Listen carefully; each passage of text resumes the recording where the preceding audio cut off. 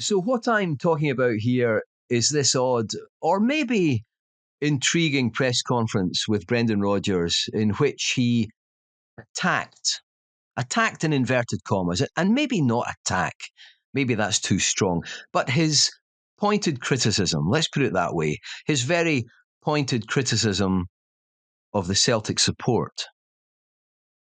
This intrigued me because I have learned over many years of watching and reporting football that there are two fundamental rules of football club management. One is you never, or you only very rarely, attack your players in public.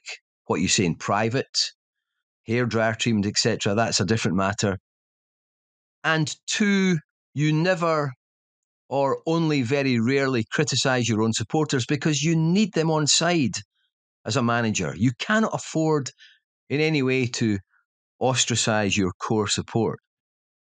Although, let me tell you here about the one incredible exception to this, and these were the extraordinary, incendiary words of Willie Waddle, then the Rangers manager, who was incensed by the Rangers fans rioting in the Nou Camp after the 1972 Cup Winners' Cup final. I could hardly believe these words, as related in Ronnie Esplin's book about that Rangers triumph and the club's subsequent banishment from Europe. Waddle was incensed and he fumed at his own Rangers fans. And I quote, "It is to these tykes, hooligans, louts and drunkards that I pinpoint my message. It is because of your gutter rat behaviour that we are being publicly tarred and feathered like this as a club." End quote. What an outburst from Willie Waddle. But that was the real exception. Actually, what has happened in my experience is that a Rangers manager or a Celtic manager has occasionally or freely criticised their club's fans after they have left office. I've seen this on quite a few occasions, but never or rarely while in office. It cannot be done because they are your customer, they are your fan base. You need them to like you for your own job security. So here we had Brendan Rodgers this week, and it was obviously brewing, I think, at the back of his mind, coming out and criticising the Celtic support, or rather, a section of the Celtic support, for some show of dismay or disenchantment or grumbling from the stands over the way Celtic set about defeating St Mirren at Celtic Park last weekend. And I knew exactly what this was about. Just 10 seconds into listening to Brendan's take on the situation, I knew exactly where this was going. I knew where he was going because this is an old bugbear of mine. For the record, before I go on, let me say I think Brendan Rodgers is a terrific Celtic manager. I've said it many times and I'll say it again. He has been and he is a brilliant Celtic manager. And Celtic, in one way, are lucky to have him. His trophy haul at the club has been remarkable. There can be no disputing his achievements in Glasgow. It's not all been perfect, European humblings, etc. But I'll give way to no one in my admiration for Brendan Rodgers.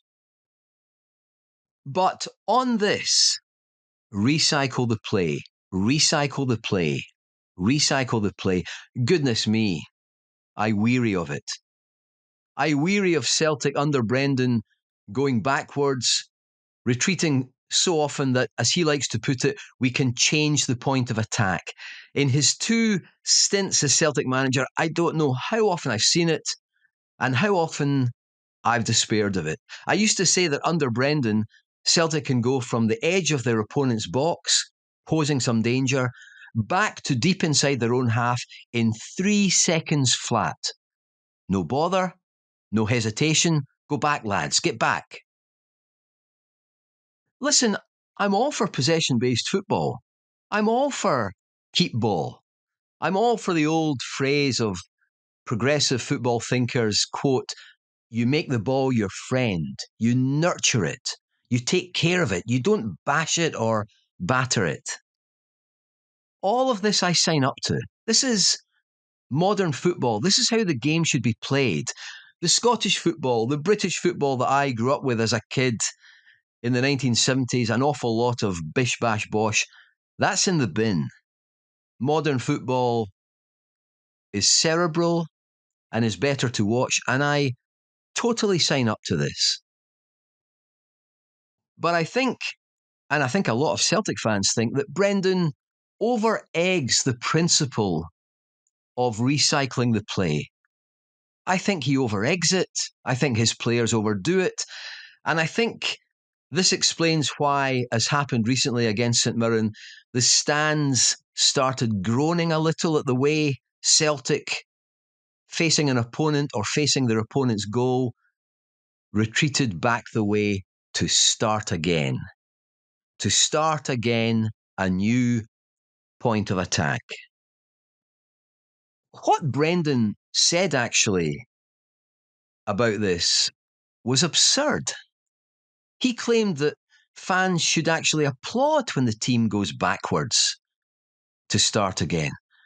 Think about it. Celtic are on the attack, probing to find a way forward, and when the cop-out comes to retreat and find a new way, in other words, to go backwards, Brendan thinks fans should be excited and they should applaud.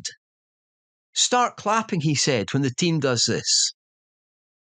Start clapping? What on earth was he talking about? What a ludicrous proposition. The Celtic support, like any other club support, will be made up of many different shades of opinion and views about football. Some will agree with Brendan on this. Others, like me, will think he takes it too far. Maybe others just accept that against a team with 10 men behind the ball, they think it is the price a club like Celtic has to pay in domestic football. To forever go backwards, to start again, to seek a new way to penetrate the opponent. I enjoy every opinion in football. I like the fact that the game is abstract, that it doesn't follow exact rules or exact principles which have some kind of monopoly on success. There are many, many different ways to do it well and to do it successfully. A guy contacted me on Twitter when I had taken Brendan to task over his comments to say, it's just as well you're not a football manager, Graham, eh? And I get this. I'm pretty sure Brendan Rodgers knows a lot more about football than I do. I totally get that. But I also know that far more than Brendan Rodgers does, I know what excites me as a football fan and what sometimes makes me groan. Yeah, I know much more about that than he does. And every individual fan is perfectly entitled to share their feelings about football they like and football they tend not to like.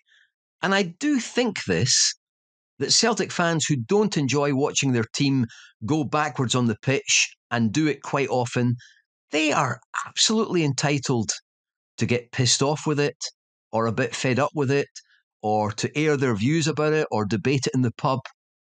And I really do not think, I absolutely do not think that you can tell these supporters to applaud, to clap when they watch this sort of stuff going on the pitch. I still find it fascinating that Brendan chose to come out on this. Something's going on here. Something is needling away inside the mind of the Celtic manager. There was that other comment he made recently, you know, the one about quotes, not bad for a team that doesn't play attacking football, eh? When he was being interviewed by the BBC.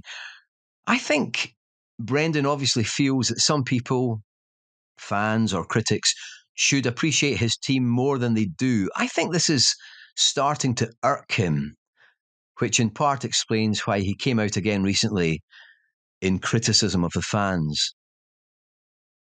Football managers are an intriguing bunch. They quite often tell you, they couldn't care less what people are saying about them in the press.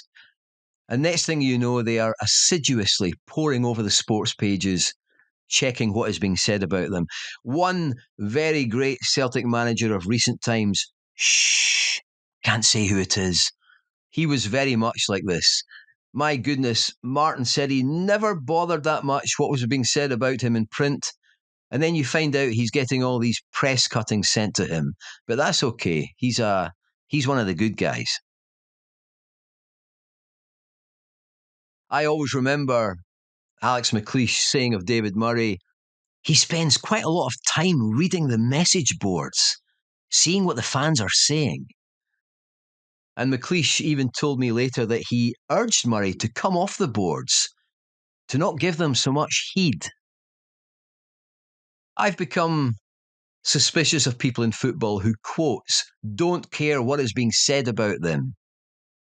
In my experience, quite the opposite will be the case. This is the context in which I place Brendan's recent comments. Brendan quite often states that he doesn't read this, he doesn't read that, he doesn't read the newspapers, he doesn't read the websites. He also quite often claims he's not on social media. And while I perfectly believe him, I don't think this is the whole story. I think Brendan cares about his image at Celtic. I don't think he likes any notion, any suggestion that his team is either a bit dull or slow to watch or plodding and going backwards. I think Brendan is perfectly normal in this regard. He's like all of the rest of us. He cares about what people think about him. And he's also, I think, like the rest of us in that he's not that keen on criticism. When I went on Twitter bleating about Brendan's recycling principle and his over-enthusiasm for it, I found the reaction interesting. It was totally divided. Many Celtic fans agreed with me.